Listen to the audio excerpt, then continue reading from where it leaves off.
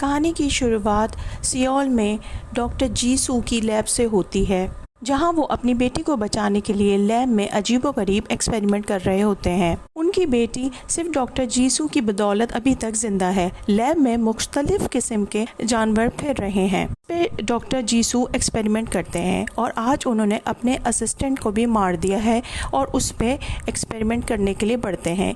इसी वक्त कोरिया की पुलिस वहाँ पे दाखिल होती है और डॉक्टर को अरेस्ट करती है। डॉक्टर कहते हैं मैं ठीक हूँ और मैं ये गलत काम नहीं कर रहा। डॉक्टर कहते हैं अगर तुम हिले तो हम तुम पे फायर खोल देंगे। डॉक्टर जीसू अपने नर्स पे एक इंजेक्शन लगाते हैं जब भी पुलिस वहाँ पे अपना फायर खोलती है।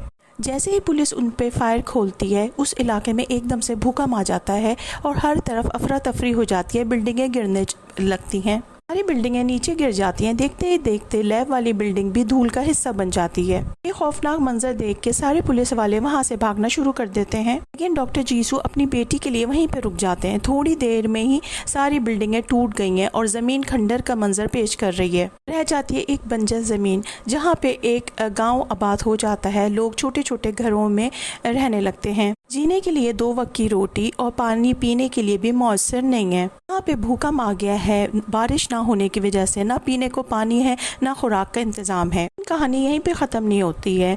इस गांव के बाहर ऐसे शिकारी रहते हैं जो भूख के लिए दूसरे लोगों को मार सकते हैं और खा सकते हैं। इसीलिए खाने की तलाश में गांव के कुछ बहादुर लोग गांव से बाहर जाते हैं और खाना खोज के लाते हैं। भूकंप को 3 साल गुजर चुके हैं। यहाँ पे दूसरी तरफ देखते हैं एक जीवन नामी लड़का है जो शिकार करने के लिए गांव से बाहर निकला है। वहीं पे उसको एक मगरमच्छ नज़र आता है। वो मगरमच्छ के शिकार के लिए अपना तीर निकालता है और मगरमच्छ को मारता है। मगरमच्छ को तीर लग जाता है। जैसे जीवन उसके पास जा रहा होता है उसके तीर की ज़्यादा अच्छी क्वालिटी ना होने की बिना पे क्रोकोडाइल उसके पास आने लगता है। इतनी देर में वो मगरमच्छ जीवन के पीछे पड़ जाता है। जीवन अपनी जान बचाने के लिए एक गाड़ी के अंदर घुसता है, लेकिन गाड़ी का शीशा तोड़ के भी मगरमच्छ उसको खाने के लिए बढ़ता है। इतने में ही जीवन का दूसरा दोस्त उसको तीर मार के क्रोकोडाइल को हलाक कर देता है। नैन्सन क्रोकोडाइल को पीछे से अपनी तलवार के वार से मार देता है। नैन्सन जीवन का ही दोस्त है और उसकी जान बचाने के लिए उसके साथ ही शिकार करने के लिए गांव से बाहर शहर आता है। दोनों दोस्त क्रोकोडाइल को लेके अपने गांव आ जाते हैं। वहां पे उस गोश्त के बदले वो गांव के लोगों से उनका सामान लेते हैं और गोश्त का पीस उनको दे देते हैं। एक लड़की भी मगरमच्छ का गोश्त खरीदने के लिए वहां पे खड़ी हुई होती है। जवैन उससे फ्लर्ट करने की कोशिश करता है, लेकिन लड़की का नाम सुहाना है, वो उसके फ्लर्ट में नहीं आती। वहाँ पे एक गैंग आ जाता है। स्टार वहाँ पे एक तस्वीर दिखाते हैं और कहते हैं इस आदमी को पहचानो, कोई इसको जानता है? अगर जानता है तो मुझे उससे मिलवा दो, वरना हम उसी आदमी को उठा के ले जाएंगे। इतनी ही देर में वहाँ पे खड़ा एक आदमी को गैंगस्टर का आदमी पकड़ लेता है। अब लेकिन वो अपनी जान बचाने के लिए हाथ पांव चला रहा होता है। गैंगस्टर का दूसरा आदमी पहले वाले आदमी का हाथ काट देता है तलवार से। यहीं पे गैंगस्टर की नज़र सोना पे पड़ती है। सोना अपनी दादी के साथ जाने लगती है तो गैंगस्टर कहता है रुको, और वो उसको अजीब सी नज़रों से देखने लगता है। सोना उसको मुंह नहीं लगाती है तो गैंगस्टर उसकी दादी को बालों से पकड़ के ज़मीन पे गिराता है। बचाओ में जवैन आता है और वो उस गैंगस्टर को ये सब करने से रोकता है। जवैन की उन लोगों से हाथापाई शुरू हो जाती है। शुरू में जवैन 2-3 लोगों को मारता है, लेकिन गैंगस्टर के आदमी ज़्यादा हैं और सब मिलके एक साथ जवैन को मारने लगते हैं और जवैन पिटने लगता है। मंजर जवैन का दोस्त नैन्सन भी देख रहा था। थोड़ी देर वो बर्दाश्त करता है, उसके बाद उसको उठ कर आना पड़ता है। देखते नैन्सन सारे गुंडों को मार देता है और उन्हीं गुंडों में से एक से पूछता है कि तुम यहाँ पे क्यों आए हो? कहता है कि हम टाइगर नामी ग्रुप से आए हैं और उसी ने हमें यहाँ पे भेजा है, हम किसी की तलाश में हैं। नैन्सन को ये नाम कुछ जाना पहचाना लगता है। नैन्सन उस गुंडे के पास साफ शफाफ पानी देखता है, पूछता है कि तुम लोगों को ये पानी कहाँ से मिला? वो कहते हैं यहाँ से कुछ दूर की फासले पे एक अपार्टमेंट से हमको ये शफाफ पानी मिला। उनके पास वहाँ पे पीने को साफ पानी भी था, उन लोगों ने पानी को साफ किया हुआ था और खाने को भी था। आने के बाद सारे गुंडे भाग जाते हैं। कुछ अरसे के बाद वहाँ पे एक ग्रुप आता है जो देखने में काफ़ी एजुकेटेड लगता है। सारे लोग वही हैं जो गुंडे ने बताया था कि हम अपार्टमेंट से साफ़ पानी और खाना लाए हैं, वहीं के ये लोग हैं। वो ग्रुप उन लोगों से कहता है कि हमारे साथ जिन जिन बच्चों को चलना है चलो, क्योंकि बच्चे ही आने वाला भविष्य होते हैं, हर मुल्क का सरमाया होते हैं। ये बात सुन के सुहाना उनके साथ जाने को तैयार हो जाती है, अपनी दादी के साथ उस अपार्टमेंट में जाने को तैयार हो जाती है। चलते चलते वहाँ पे झाड़ियों के पास वो लोग किसी की आहट सुनते हैं। इनकी मुलाकात दूसरे ग्रुप से होती है और वो लोग भी बताते हैं कि हम अपार्टमेंट ही जा रहे हैं। वहाँ पे सुहाना की मुलाकात एक दूसरी लड़की से होती है। लड़की का नाम जूही होता है। काफ़ी दूर चलने की वजह से दादी की हिम्मत जवाब दे जाती है, वहीं पे गिर पड़ती हैं। सेम हालत दूसरे लड़के के दादा की भी हो जाती है। वो उनकी भी हालत यही है कि वो आगे चल नहीं सकते। ग्रुप सुहाना से कहता है कि तुम्हारी दादी और इस दूसरे लड़के के दादा को हम यहीं पे छोड़ देते हैं, हमारा यहाँ पे एक और अपार्टमेंट है। आज रात ये लोग यहाँ पे क़याम करें, आराम करें और सुबह हमारे ग्रुप को दोबारा से ज्वाइन कर लें। चढ़ने के बाद सुहाना देखती है कि 2 गाड़ियाँ खड़ी हुई हैं और इन लोगों का वेट कर रही हैं। सुहाना उस एजुकेटेड वूमेन से कहती है कि अगर गाड़ियाँ यहाँ पे आनी थी तो फिर मेरे दादा को और उस दादी को वहाँ पे क्यों छोड़ा। दूसरी तरफ वो दादाजी और दादी को ग्रुप के लोग एक ऐसी जगह ले जाते हैं जहाँ पे भूकंप आया था और वहाँ पे एक खाई बन चुकी है जहाँ पे वो उन लोगों को डाल देंगे। सुहाना की दादी को चाकू मार देते हैं, उस बूढ़े आदमी को उसमें खाई में डाल देते हैं। ये सारा मंजर दूर से जवैन और उसका दोस्त देख रहा है। जवैन और उसका दोस्त फ़ौरन वहाँ से भागते हैं क्योंकि ऑफिसर्स ने इन दोनों को देख लिया और उन पे गोलियां चला रहे हैं। और जवैन देखते हैं कि उन दोनों की हाथापाई में वो उनको चाकू मार देते हैं ऑफिसर को। लेकिन दोनों ही जवैन और नेल्सन देखते हैं कि चाकू लगने के बाद भी ऑफिसर्स बिल्कुल सही सालिम हैं। उसको अपनी तरफ रागिब करके उसका सर पत्थर पे मारता है ताकि वो मर सके, लेकिन उसके बावजूद भी उस पर कोई असर नहीं होता। जवैन बड़ी चालाकी से उसको अपने जाल में फंसा लेता है। ऑफिसर शिकार होने के बदले जवैन ही को अपना शिकार बना लेता है। उस जाल में से चाकू की मदद से काट के बाहर निकल आता है। एक दूसरी लेडी आके जवैन को बचा लेती हैं।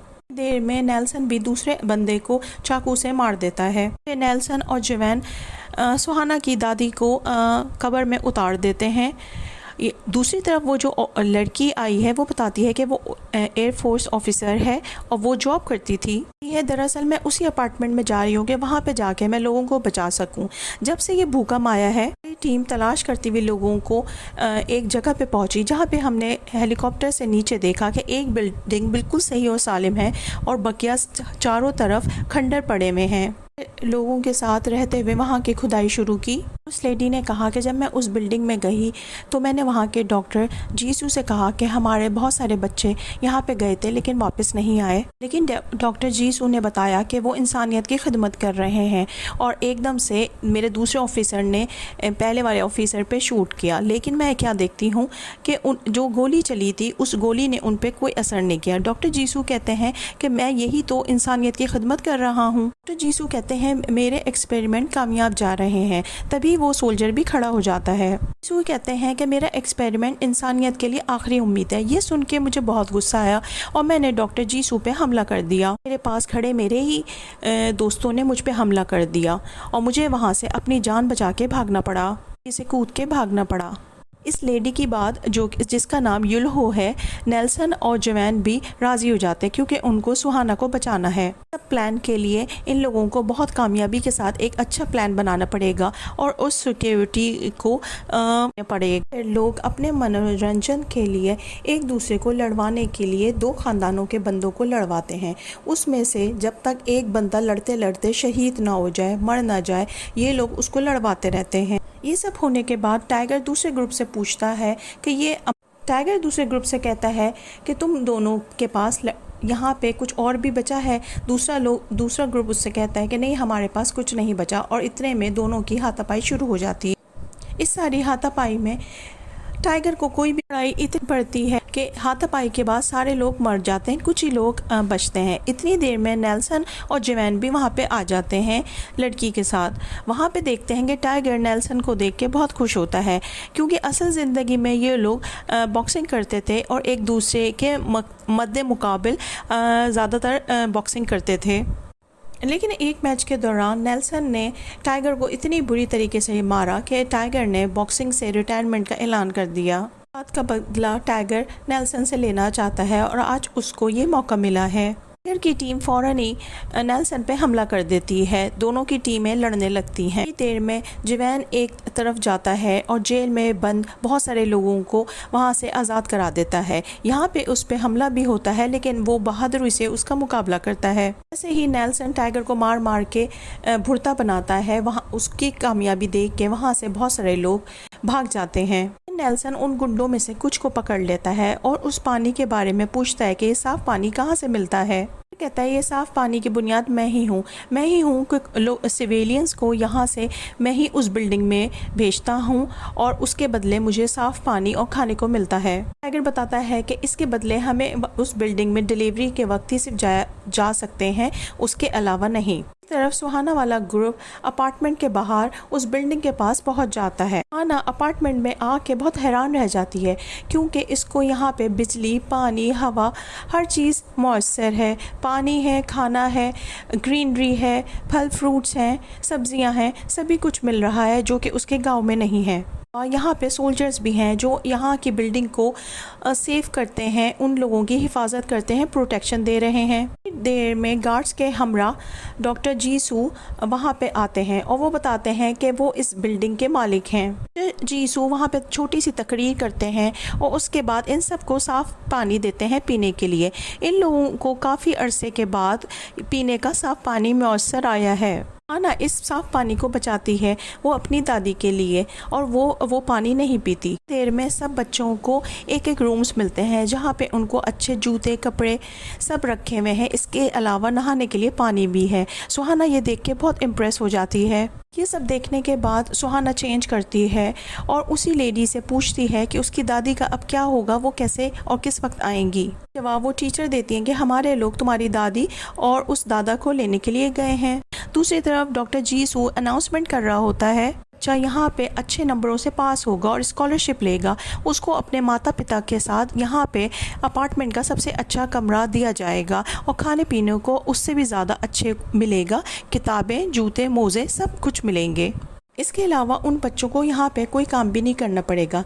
ये बात सुन के सारे पेरेंट्स जो होते हैं वो बहुत ज़्यादा खुश हो जाते हैं और अपने बच्चों को मोटिवेट करते हैं कि अच्छे से अच्छा पढ़ो और स्कॉलरशिप जीत के दिखाओ। टीचर उनको बताती हैं कि बच्चों को 8 फ्लोर पे रहने को मिलेगा, लेकिन आप सब पेरेंट्स को बेसमेंट में रहना पड़ेगा और वहाँ पे पीने के पानी को साफ़ करना पड़ेगा। ये बेसमेंट में रहने वाले पेरेंट्स को बहुत ज़्यादा काम काज करना पड़ रहा है और उनको अपने बच्चों से मिलने की भी इजाज़त नहीं है। टीचर आके जीसू से बोलती है कि एक बच्ची सुहाना और एक और बच्चा है, वो बिल्कुल रेडी हैं एक्सपेरिमेंट के लिए। बाद टीचर सुहाना को क्लास के दूसरे बच्चों से इंट्रोड्यूस कराती हैं। सुहाना को वहाँ के बच्चे कुछ अजीब से लगते हैं, क्योंकि सारे बच्चों के कान के नीचे कट लगे हुए थे और कुछ के कानों के नीचे पट्टियाँ भी हैं। बच्चे काफ़ी खामोश बैठे थे, ऐसा लग रहा था कि क्लास में कोई है ही नहीं। सुहाना को काफ़ी शक होने लगता है, लेकिन टीचर यहाँ पे उनको ह्यूमन बॉडी के बारे में बताते हैं कि ह्यूमन बॉडी कितनी सेंसिटिव होती है, हम सबको पानी के बगैर ही रहना पड़ेगा। जल्दी ये क्लास एक प्रोपोगंडा क्लास में बदल जाती है और वो क्लास के अगेंस्ट बातें करने लगते हैं। टीचर बताते हैं कि डॉक्टर जिनसू कितना इंसानियत के लिए काम कर रहे हैं, इंसानियत के लिए लड़ रहे हैं। जल्दी क्लास ख़त्म होने के बाद सुहाना पानी को देखती है और पीने लगती है। सुहाना को टीचर पे शक होता है कि ये पानी ठीक नहीं है।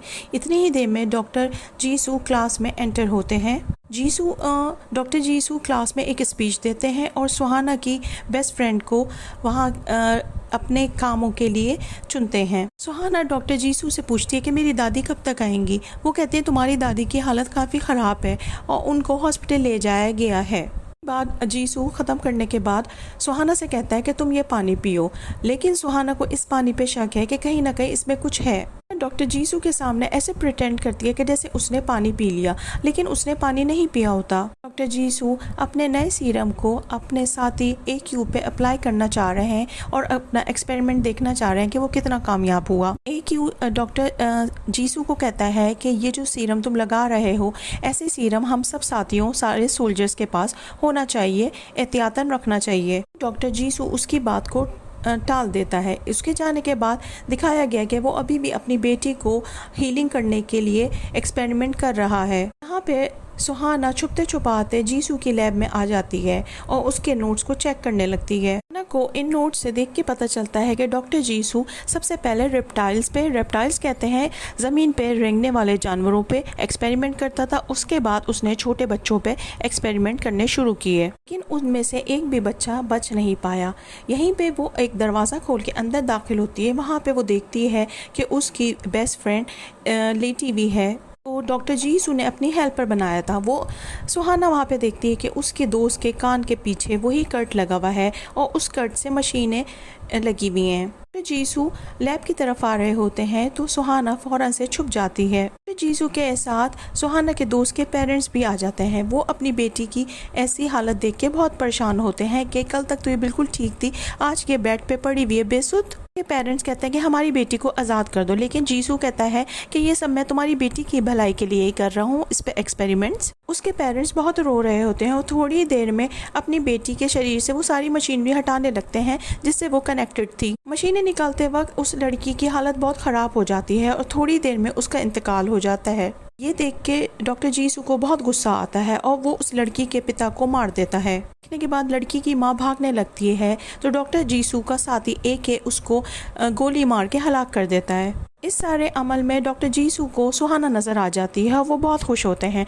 उसके बाद अगले सीन में दिखाया गया है कि सुहाना को उसी बेड पे लिटा दिया गया है। वो कहते हैं अब मेरे अगले मिशन का हिस्सा तुम बनोगी और तुम पे एक्सपेरिमेंट करूँगा। डॉक्टर जीसू कहते हैं कि हमारे यहाँ का पानी पीने से हर ह्यूमन बॉडी में एक ऐसा सीरम बनता है जो हमारे लिए बहुत कामयाब होता है। मशीन को एक्टिवेट करते हैं जिससे सुहाना को बहुत ज़्यादा दर्द होता है। दूसरी तरफ टाइगर अपने साथियों के साथ नेल्सन और जीसू को लेके उस जगह पे आ जाता है जहाँ पे डॉक्टर जीसू रहते हैं। सोल्जर टाइगर की गाड़ी रुकवा के पूछते हैं कि तुम यहाँ पे कैसे? टाइगर कहता है कि मैं बच्चों की डिलीवरी लाया हूँ, आज डिलीवरी का वक्त नहीं होता है। गार्ड्स को सोल्जर्स को उस पे शक हो जाता है। वो टाइगर पे अपनी बंदूकें तान देते हैं। सोल्जर को शक हो जाता है, वो पीछे जाके झांकता है। इतनी देर में टाइगर गाड़ी को आगे भगा के ले जाता है और दरवाज़ा तोड़ते हुए बिल्डिंग के अंदर घुस जाता है। इसके बाद यहाँ पे बहुत सारे सोल्जर्स आ जाते हैं और लड़ाई शुरू हो जाती है। वैन, नेल्सन और वो लेडी तीनों बहुत कामयाबी के साथ लड़ रहे होते हैं जबकि टाइगर एक जगह पे छुप जाता है।